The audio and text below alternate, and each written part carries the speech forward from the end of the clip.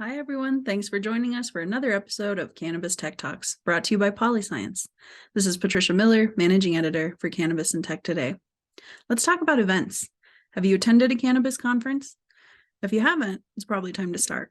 Cannabis events are an awesome opportunity to meet with like-minded people and learn new stuff.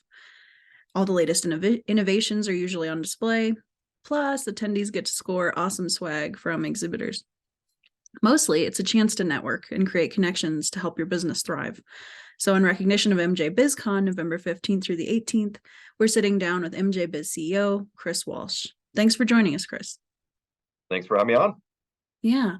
So I'm curious to know, what role do you play in sort of coordinating the content for MJBizCon?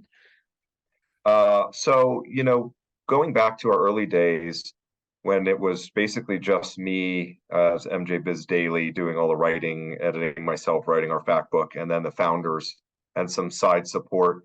I had a huge role in it for many years in the content of everything from programming, every session coming up with the topics to finding speakers. But over time, as I moved more to the business side and the company grew, I'm more removed from that. So I really, at a high level, work with our content team to identify some of the bigger trends that we see going on in the industry, the hot topics, and the types of things that people in the industry need help with, whether it's declining wholesale prices or the potential for federal legalization, whatever it is. That's where I come in and kind of let's at a high level say, hey, these are some of the themes we need to hit on at the show. Well, so on that note, you're doing a state of the industry address. What's your prep process look like for creating that sort of forward look at the industry?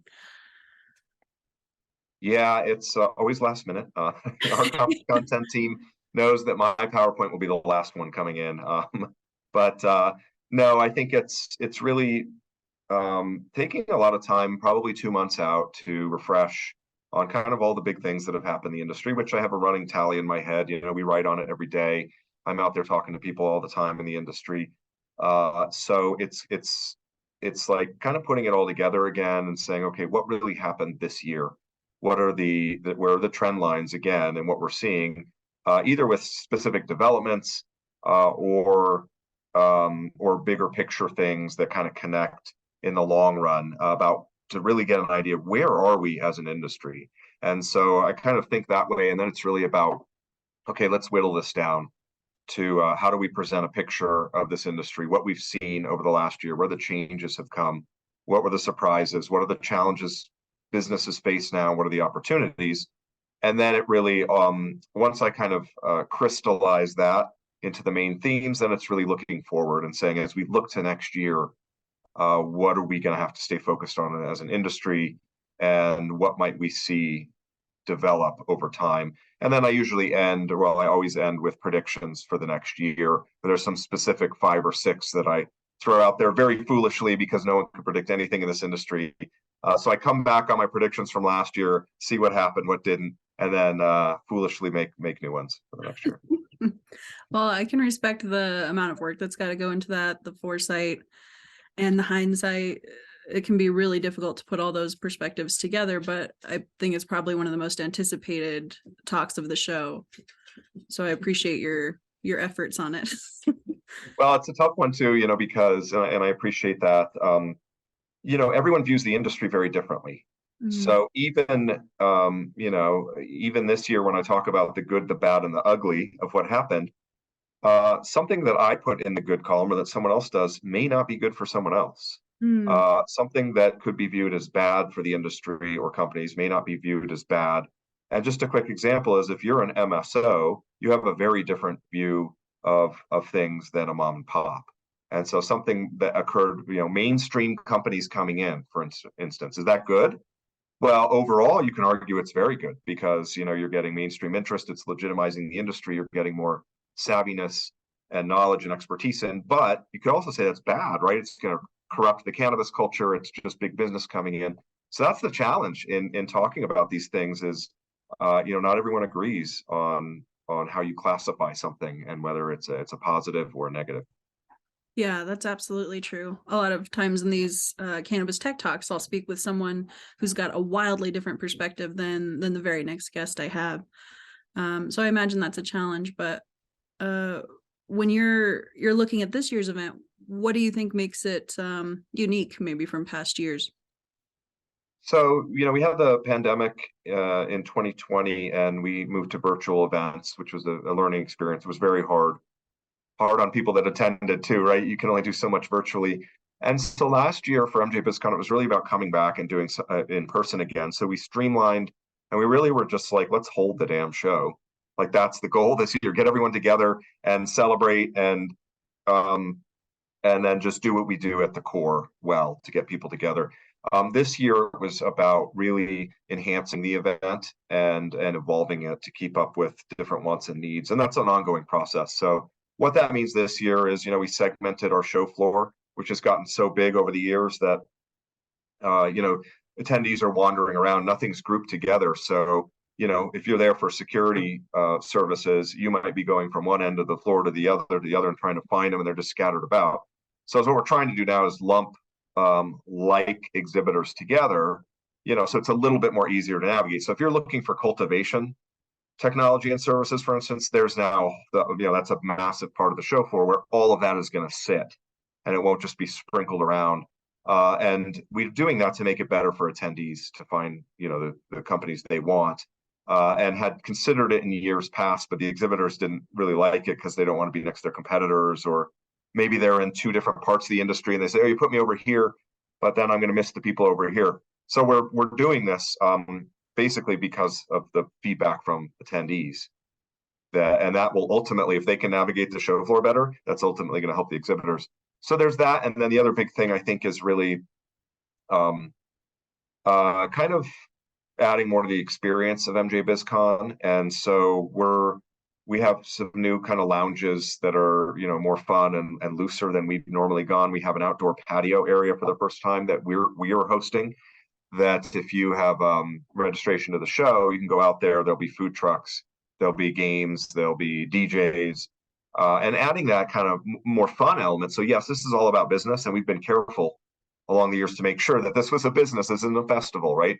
But we're also trying to say, look, we're at a stage where people are looking for more than just the booths and the sessions and the businessy networking. So trying to add some more fun to the show too, some memorable experiences for people. I think that's valuable. I know some of the best times I've had during MJBizCon week were, afterward at some of the events that take place in the evening. But I think it's valuable to kind of bring a little more of that vibe, to the show floor. It's always kind of a balancing act. I think we have to do the same thing in publishing with Cannabis and Tech Today. We want it to be businessy and we want it to be technology focused, but at the end of the day, you want to appeal to the fun part of it too. That there's a lot of that. We'll take a quick sponsor break, and we'll be right back with more from Chris Walsh. Every cultivator knows that facility design can make or break your grow. So why not choose the team with over 16 years of experience in the industry? Cerna Cultivation Technologies provides floor plan and architectural services, comprehensive HVACD equipment, lighting, and benching, and so much more, all within your budget. It's time to grow your way. Go to Cerna.com, that's SURNA.com, to learn more. We're back with Chris Walsh, CEO of MJBiz. You've been working in cannabis for many years now. Are you still passionate about it? Is it still something you get excited about? Or at the end of the day, are you like, please don't bring up anything else about cannabis tonight? I think anyone who's been in it for more than a couple of years, and I've been in it for almost 12 now, it varies on the day, right? There's still a lot of excitement around cannabis. You're starting to see some potential for federal change. Finally, it's fun to be part of a fast-growing industry where there's unexpected developments every day. And also just it's a sexy industry, and it's something people are interested in, whether they like cannabis or not, and talking about it. So there's a lot of good things about it, but I think it's grueling, right? And you're in it for a couple of years or a decade, and all that change and all those unknowns and uncertainties that come with cannabis and the unique challenges, they weigh on you over time, right? So I'm still excited about cannabis, the future of cannabis, MJBizCon, MJBiz Daily, all of that. But there are times, to be perfectly honest, where you get exhausted, right?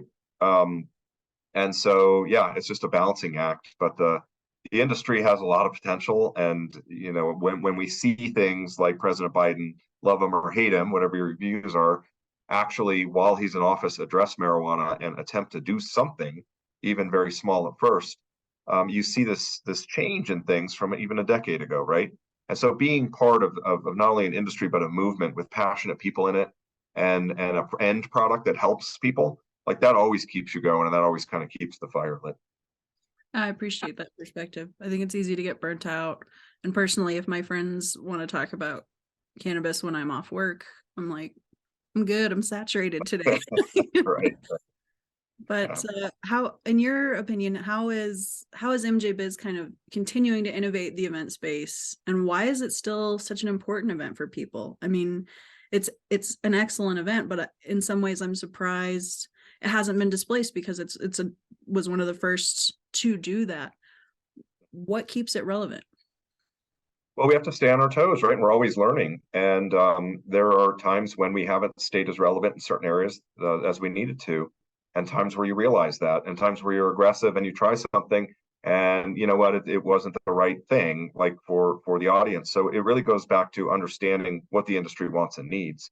And the MJBizCon is not the same MJBizCon from 7 or 8 years ago, right? We mentioned the segmentation of the show floor. That's a response to the industry and the needs of the people that are going to be there. Loosening the tie, right, and having more areas to chill, lounges, patios, things like that is another example. And as we've grown, it gets harder to do that because you're the big industry show, right? And you get 30,000 people. As the industry matures, people are interested in very specific areas of the industry. And it becomes harder to find that at a big trade show when you can go to a small one focused on some niche of the industry or some state that you're interested in. And everyone there is part of that, right? So it's very easy. And it might only have 400 people. That might be more valuable to you than something with 30,000. So we've got to make sure that people can find their tribe or whoever they need to find at this, right? And so we have meetups now on the show floor for cultivators, for retailers. Again, so if you're looking for like-minded people, you're not just swimming in a sea of tens of thousands of other people looking for something similar, looking to connect, right?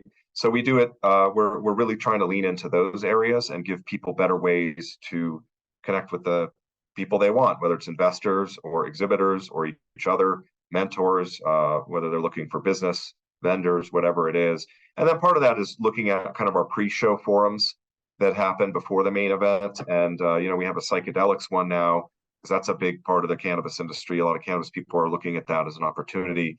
We've got a new one on marketing for marketing professionals, because what we realized along the way was the marketing sophistication of this industry was very low for very long. You didn't have a lot of mainstream marketers, professional marketers coming into cannabis.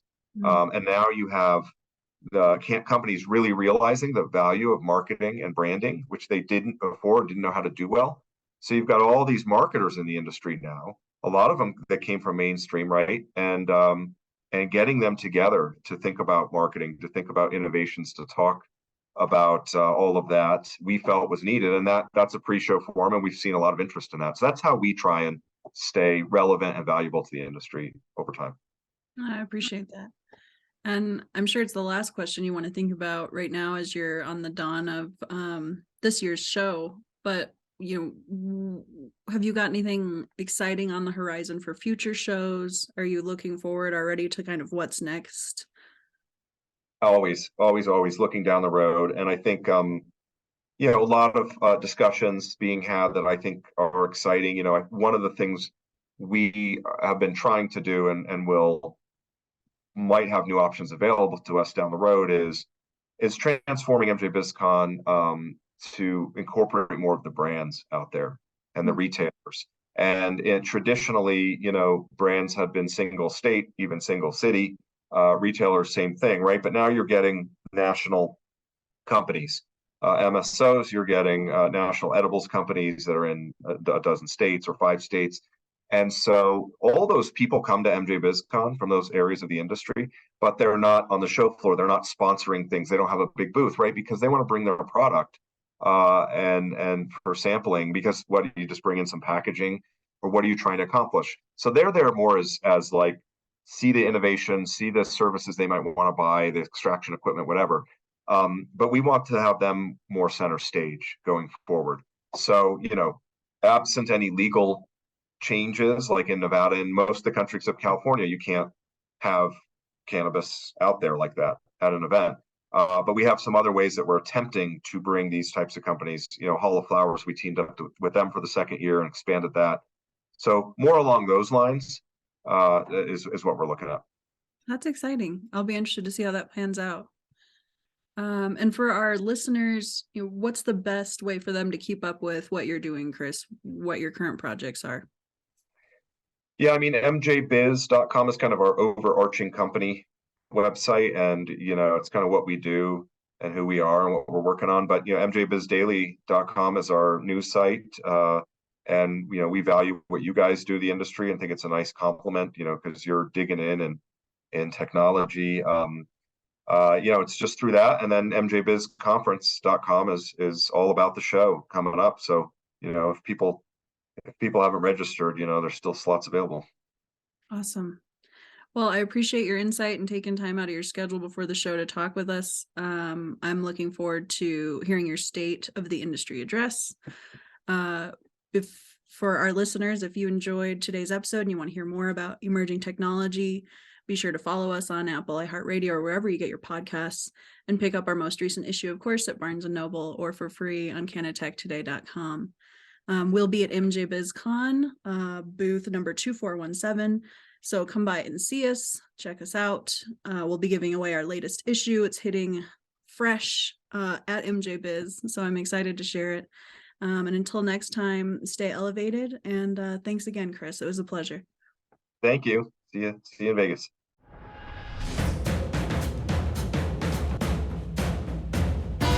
Hey, hello, I'm Tommy Chong from Cheech and Chong.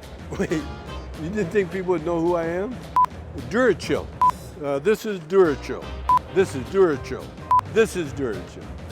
No, hey, I don't talk like that. You want me to sell this? Buy it. Try Durachill or else. If you want something really nice in your laboratory, buy Durachill. You can't go wrong.